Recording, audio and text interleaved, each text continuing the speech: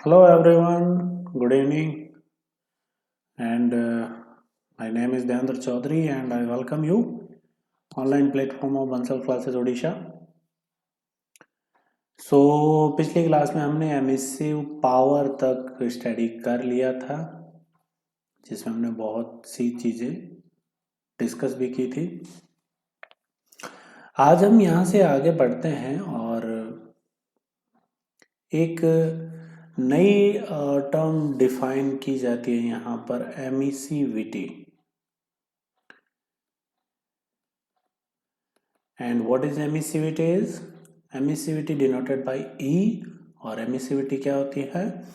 Emissivity is emissive power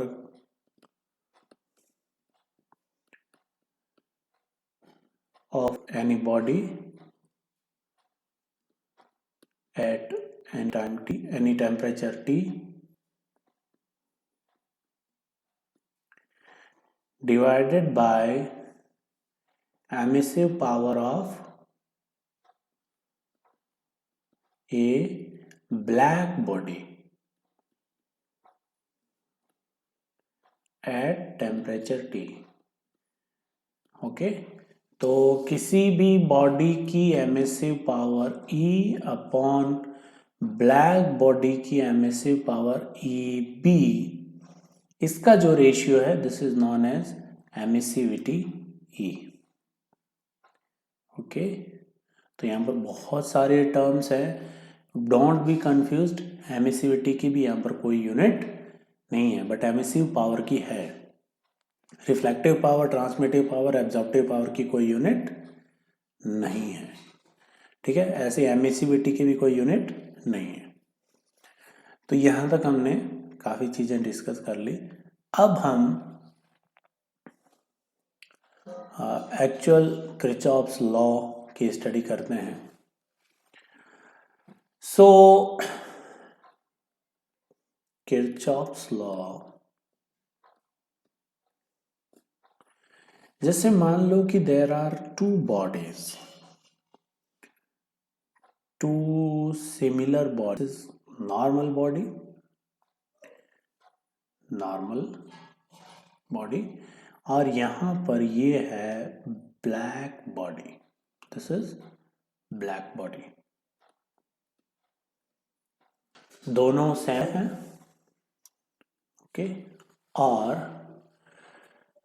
अब तो black body पे ध्यान रखना, ब्लैक बॉडी की एब्जॉर्प्टिव पावर 1 के बराबर होती है। नॉर्मल बॉडी की कुछ, इसकी एब्जॉर्प्टिव पावर ए होगी, इसकी एब्जॉर्प्टिव पावर ए इक्वल, ओके। और अब देखते हैं, जैसे मान लो इसके ऊपर हमने दोनों के ऊपर ई नॉट एनर्जी इंसिडेंट करवाई,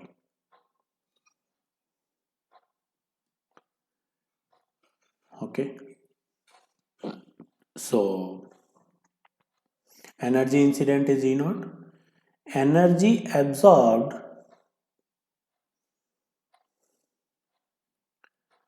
bye black body, normal body कितनी एनर्जी एब्सॉर्ब करेगी?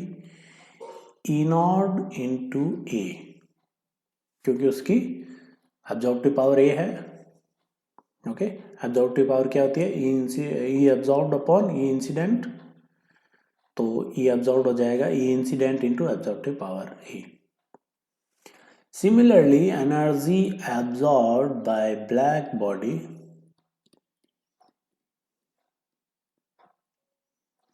ब्लैक बॉडी कितना एब्जॉर्ब करेगी?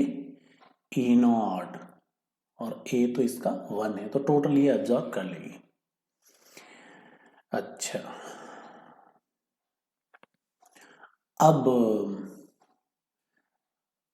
मान लो कि एनर्जी ई नॉट गिर रही है दोनों पे और टेम्परेचर दोनों का कांस्टेंट है।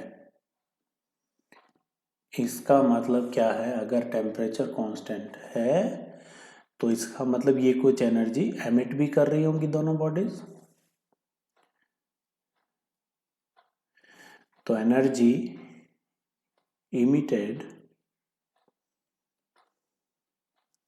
by normal body is अगर टेम्परेचर कांस्टेंट है जितनी एनर्जी अब्जॉर्ब करेगी उतनी ही क्या कर देगी, एमिट कर देगी। तो ई नॉट इंटू ए उसने अब्जॉर्ब की थी, इतनी ये क्या कर देगी, वापस एमिट कर देगी।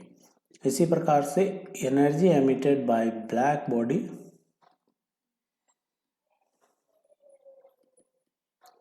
Is also E not.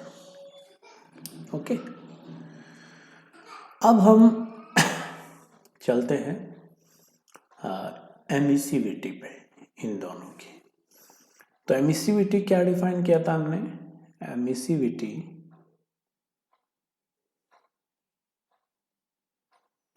is energy emitted by normal body at any temperature T divided by energy emitted by black body। तो emissivity E will be equal to, ये कितनी एमिट कर रही है normal body, E not into A upon जो energy emit की है this is पर सेकेंड। ओके, तो ये E नॉट हम पर सेकेंड ले रहे हैं, सो डोंट बी कंफ्यूज कि हम यहाँ पे एनर्जी क्यों ले रहे हैं। तो E नॉट इंटू ए ये energy emitted by normal body पर सेकेंड पर यूनिट एरिया है, then we can call this emissive power. Okay, so ये दोनों, ये चीज क्या है, एमिसिव पावर। सब कुछ पर सेकेंड पर यूनिट एरिया में हो रहा है। Okay, upon emissive power of black body which is E naught. Okay, so यहाँ पे हमें एक चीज मिली कि E की वैल्यू, एमिसिविटी किसके बराबर होती है, किसी भी बॉडी की एब्जॉर्प्टिव पावर के बराबर होती है। वेरी इंपॉर्टेंट रिलेशन, आप इसको जहन में रखें, किसी भी बॉडी की एमिसिविटी एब्जॉर्प्टिव पावर के बराबर होती है। क्लियर है, दोनों का सेंस अलग है, एमिसिविटी अलग रेशियो है, एब्जॉर्प्टिव पावर अलग रेशियो है। ठीक है, एमिसिविटी उसकी emissive power upon black body की एमिसिव पावर, और एब्जॉर्प्टिव पावर होती है energy absorbed upon energy incident. Okay, तो ये चीज क्या रहती है, बराबर रहती है, ई और ए का रेशियो। ओके, तो अब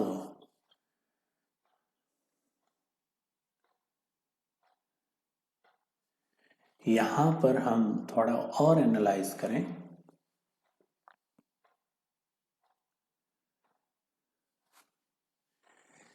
दिस इज एनर्जी अब्जॉर्ब्ड, इतनी आई थी,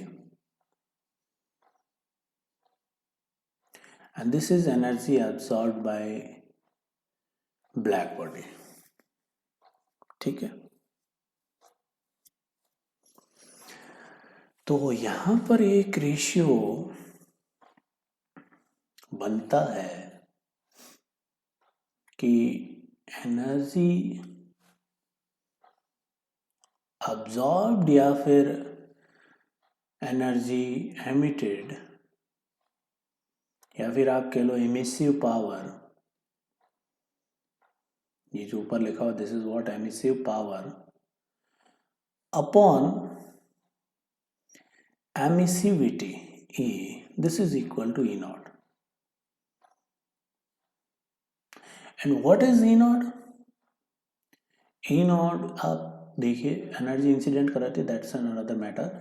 this is emissive power of black body, this is emissive power of black body. देखिए एक रिलेशन हमने निकाल लिया, एमिसिविटी एब्जॉर्प्टिव पावर के बराबर है।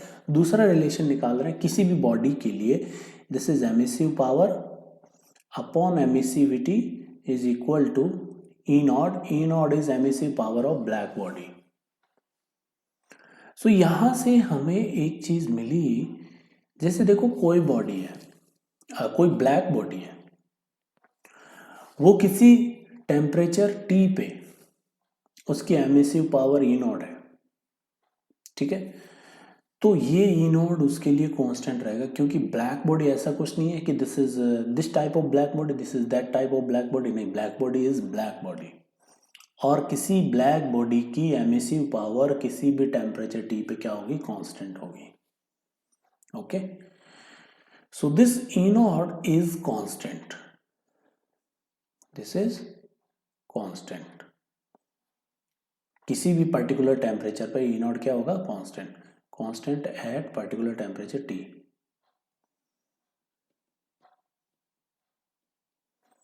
और ये इधर हमारा किसके बराबर आया, एमिसिव पावर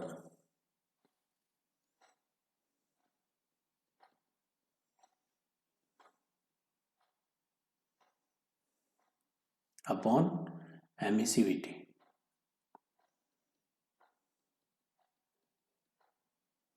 तो किसी भी बॉडी की पर्टिकुलर टेम्परेचर पे एमिसिव पावर और एमिसिविटी का रेशियो कांस्टेंट रहता है। पर्टिकुलर टेम्परेचर पे एमिसिव पावर और एमिसिविटी का रेशियो कांस्टेंट रहता है। या फिर हम ये भी कह सकते हैं, क्योंकि ये this is also energy absorbed, energy absorbed, तो energy absorbed, not absorptive power, energy absorbed upon E, emissivity is also upon A, absorptive power, ये चीज भी क्या रहती है, कांस्टेंट रहती है। ओके, तो यहां से हम क्या समझे, यहां से हम क्या समझे कि अगर हम ये भी कह सकते हैं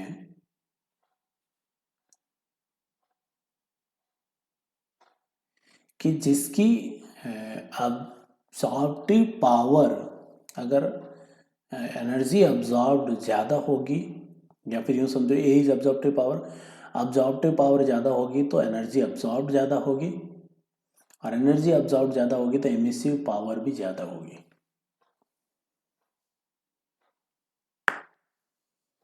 है कि नहीं, मतलब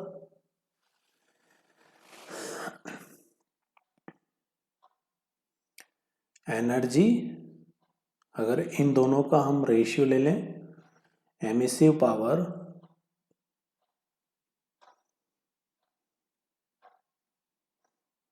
अपॉन एनर्जी अब्सॉर्ब्ड, ये चीज क्या रहेगी, 1 के इक्वल या फिर कांस्टेंट। तो अगर किसी बॉडी की एनर्जी ज़्यादा अब्जॉर्ब कर रही है तो उसकी एमिसिव पावर भी ज़्यादा होगी, और एनर्जी कम अब्जॉर्ब कर रही है तो एमिसिव पावर भी कम होगी।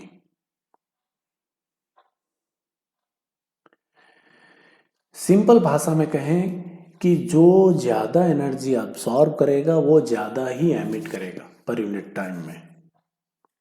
Okay, because emissivity and absorptive power is same. और आप यहां से भी देख सकते हैं emissive power upon energy absorbed is constant.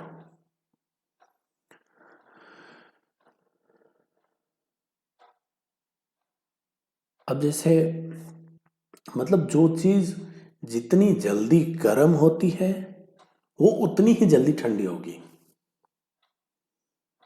Like water, water बहुत धीरे धीरे गर्म होता है तो वो बहुत धीरे धीरे ही ठंडा होगा, क्योंकि उसकी अब्जॉर्बिंग पावर कम है तो एमिसिव पावर भी क्या होगी, कम होगी।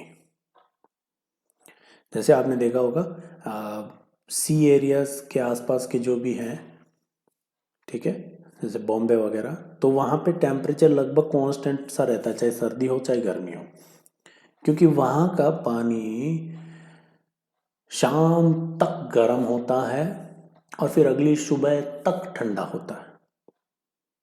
लेकिन डेजर्ट एरियाज में सैंड जो है बहुत जल्दी गर्म होती है, मतलब सुबह 6 बजे सनराइज हुआ तो 8 बजे तक फुल गर्म हो जाती है, आप चल नहीं सकते। 9 बजे तक तो भयंकर गर्म। ठीक है, तो इतनी जल्दी गर्म हुई है तो ठंडी भी जल्दी होती है। तो रात में शाम होते ही वो रेत 2 घंटे में ठंडी हो जाती है। और रात को 10 बजे तो यहाँ पर भयंकर ठंड लगती है। मतलब गर्मी के दिनों में जैसलमेर लाइक एरियाज में रात में रजाई ओढ़नी पड़ती है। क्यों? क्योंकि जो चीज जितनी जल्दी गर्म होगी वो उतनी ही जल्दी ठंडी होगी। This is Kirchhoff's law.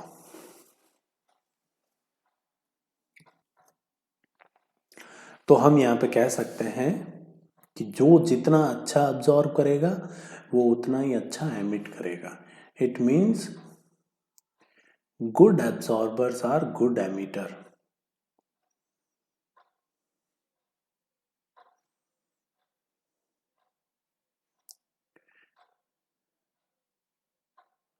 Okay, जो अच्छे एब्जॉर्बर्स हैं वो अच्छे एमिटर होंगे and bad absorbers are bad emitter. अब फॉर एक एग्जांपल लेते हैं कि there are two cars, there are one is black, one is black,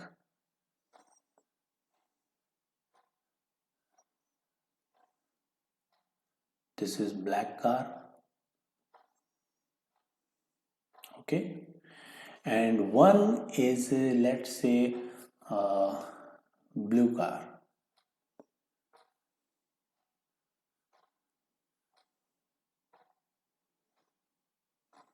okay, this is blue। और दोनों को हम एक लॉन्ग ड्राइव पे लेके गए, मतलब दोनों को लॉन्ग ड्राइव पे लेके गए। अब दोनों का जो बोनट था, दिस इज बोनट, ये लॉन्ग ड्राइव पे जाने की वजह से इंजन की गर्मी से गर्म हो चुका है और दोनों के बोनट का टेम्परेचर T है।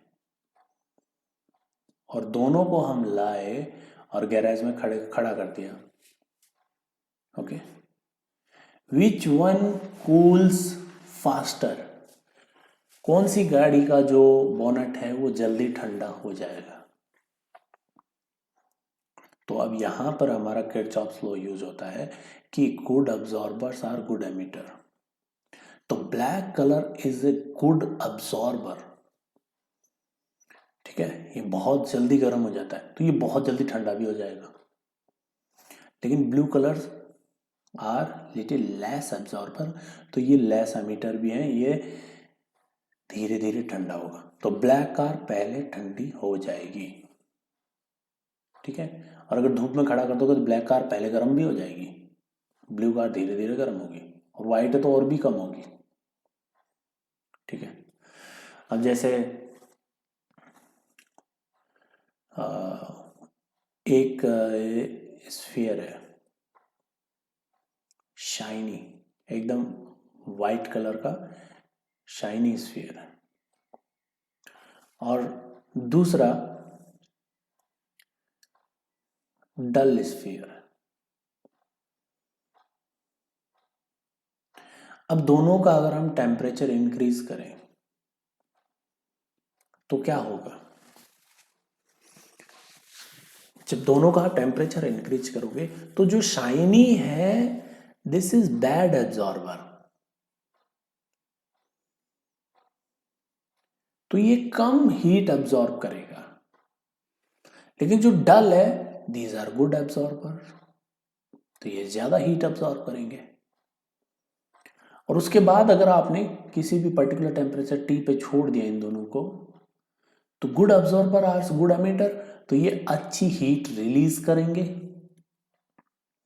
और जब आपने देखा होगा कोयले में से हीट निकलती तो चमकता हुआ नजर आता है, तो अब ये जो डल स्फीयर है ये अब शाइनी नजर आएगा, और जो शाइनी था वो डल नजर आएगा इसके कंपेयर में, क्योंकि this is bad absorber, so bad emitter. तो जो भी डल एंड रफ सरफेसेस होती है, black, dull, rough, these are good absorber. But जो शाइनी होती है, सरफेस स्मूथ होती है, वो bad absorber. Like water, water is a bad absorber, but sand is dull rough, so it is a good absorber. Okay, so this was all about Kirchhoff's law. तो दो चीज़ें हमने सीखी कि किसी भी बॉडी की energy absorbed upon absorptive power, this is constant और इक्वल टू 1, या फिर energy emitted upon emissivity is equal to constant. Okay, और दूसरी चीज़ सीखी emissivity is equal to absorptive power A. So this was all about Kirchhoff's law.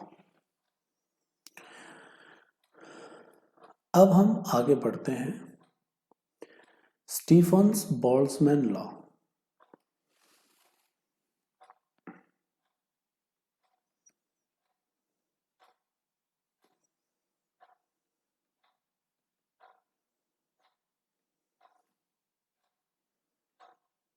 अब अभी तक जो हमने बकवास की थी उसका ये स्टीफन और उसका साथी बोल्ट्जमैन, इन दोनों ने एक लॉ निकाला कि एनर्जी कितनी एमिट हो रही है, कितना कुछ हो रहा है किसी टेम्परेचर टी पे।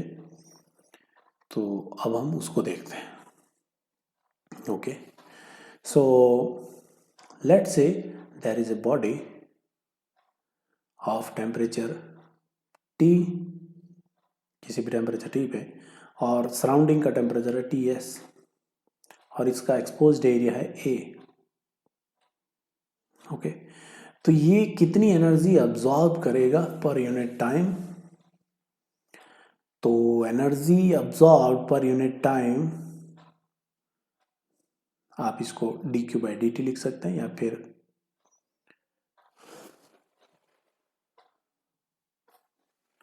D Q by D T, मतलब energy absorb per unit time. ये जो एनर्जी है this is directly proportional to its area A, और also directly proportional to surrounding का टेम्परेचर। ये अभी हम अब्जॉर्ब की बात कर रहे हैं, energy absorbed per unit time. जैसे मैंने कहा था अब्जॉर्प्शन और रेडिएशन दोनों साथ साथ चलते हैं, तो अभी हम पहले अब्जॉर्प्शन की बात कर रहे हैं। अगर सराउंडिंग का कुछ टेम्परेचर है तो कुछ एनर्जी इस पे गिर रही होगी और उसमें से कुछ पार्ट ये अब्जॉर्ब कर रहा होगा पर यूनिट टाइम में। तो एक तो एरिया पर डिपेंड करेगा, दूसरा ये डिपेंड करेगा इसकी एब्जॉर्प्टिव पावर ए पे, और तीसरा डायरेक्टली प्रोपोर्शनल टू सराउंडिंग की पावर 4, मतलब सराउंडिंग का जो टेम्परेचर है उसकी पावर 4। तो यहां से D Q by D T, मतलब energy absorb per unit time, is equal to A T surrounding की पावर 4, और प्रोपोर्शनलिटी कांस्टेंट लगाते हैं तो यहां पर लगता है एक sigma. Sigma is Stefan Boltzmann constant, और सिग्मा की वैल्यू होती है 5.67 10⁻⁻8। ये हो गया आपका वॉट, एंड एब्जॉर्प्टिव पावर की कोई यूनिट नहीं होगी, एरिया मीटर स्क्वायर, और टेम्परेचर की केल्विन की पावर 4। तो 5, 6, 7, 8 याद रहेगा, 5.67 इंटू 10⁻⁻8। सो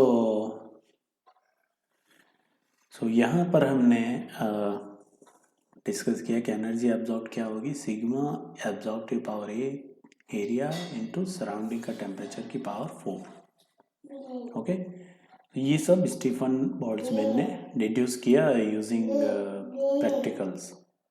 ओके, नाउ इसी में उन्होंने ये भी बताया कि energy emitted energy emitted per unit time. अब बॉडी एमिशन और एब्जॉर्प्शन साथ साथ करती है, तो ये डायरेक्टली प्रोपोर्शनल टू बॉडी का टेम्परेचर की power 4, directly proportional to area A and directly proportional to emissivity E. Area फिर से कह रहा हूं मैं, एक्सपोज्ड एरिया होगा, ठीक है। सो यहां से डी क्यू एमिटेड या फिर radiated by D T equal to sigma E A T की पावर 4। ओके, तो इस रेट से एनर्जी जा रही है, इस रेट से एनर्जी आ रही है। और अगर बॉडी का टेम्परेचर कांस्टेंट है तो दोनों रेट्स क्या होंगी, सेम होंगी। और बॉडी का टेम्परेचर एक ही कंडीशन में सेम हो सकता है जब टी और टी एस दोनों बराबर हो। ओके, तो अब सपोज लेट्स से बॉडी का temperature T is larger than surrounding का टेम्परेचर टी एस, कंडीशन ले रहे हैं। तो अगर टेम्परेचर टी सराउंडिंग से ज़्यादा है, इसका मतलब body will cools down, body cools down, body क्या हो रही है, ठंडी हो रही है। तो उसमें से नेट एनर्जी बाहर निकल रही है, तो इसका मतलब कुछ हीट में लॉस हो रहा है। तो D H by D T net heat loss, net heat loss, dH by dt will be equal to dq emitted by dt minus कुछ अब्जॉर्ब, तो हमेशा साथ साथ चलता है, dq absorb per unit time, क्योंकि एमिशन और अब्जॉर्प्शन हमेशा साथ साथ चलते हैं। So dH by dt rate of heat loss will be equal to sigma E T की power 4 minus sigma E A T. और हम जानते हैं कि सिग्मा ए, ई और ए दोनों क्या होते हैं, बराबर होते हैं। Emissivity is equal to absorptive power. So D H by D T is equal to E and A are equal, तो ये बाहर आ जाएंगे, सिग्मा ई ए टी की पावर 4 माइनस टी सराउंडिंग की power 4। So this is Stefan's Boltzmann law. तो ये heat loss, rate of heat loss, और अगर सराउंडिंग का ज्यादा है टेम्परेचर तो नेट हीट गेन होगा। टप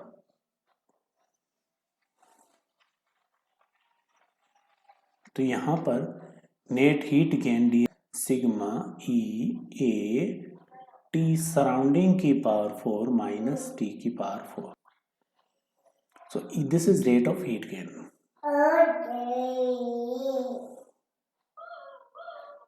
ओके,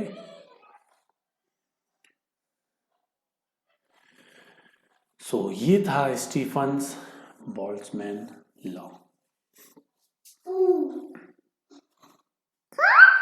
सो अब हम एक एग्जांपल लेते हैं, इस पे ही सॉल्यूशन भी दिया हुआ इसमें आपके साथ।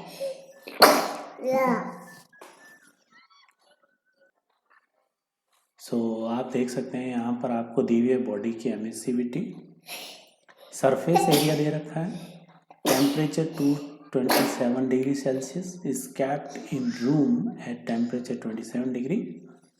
Calculate initial value of net power emitted by the body.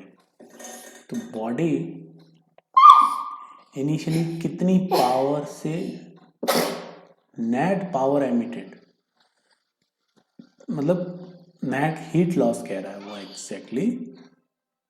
अगर आप पावर एमिटेड की निकालेंगे तो वो केवल टी की पावर 4 पे डिपेंड करेगा, और इसने नेट लगा दिया, मतलब this is net heat loss, किस रेट से पावर एमिट कर रहा है, ठीक है।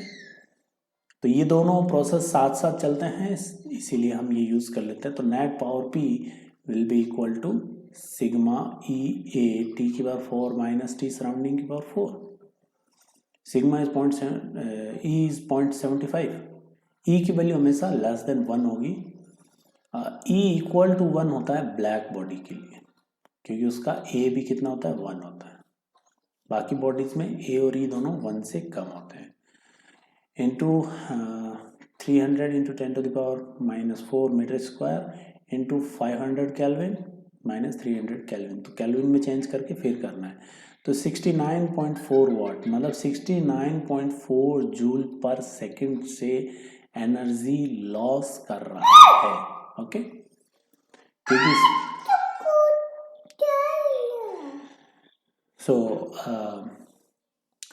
ये था हमारा आज का session. I hope you enjoyed, और अपनी रेडिएशन की शीट से क्वेश्चन लगाना शुरू करें। Thank you very much, bye.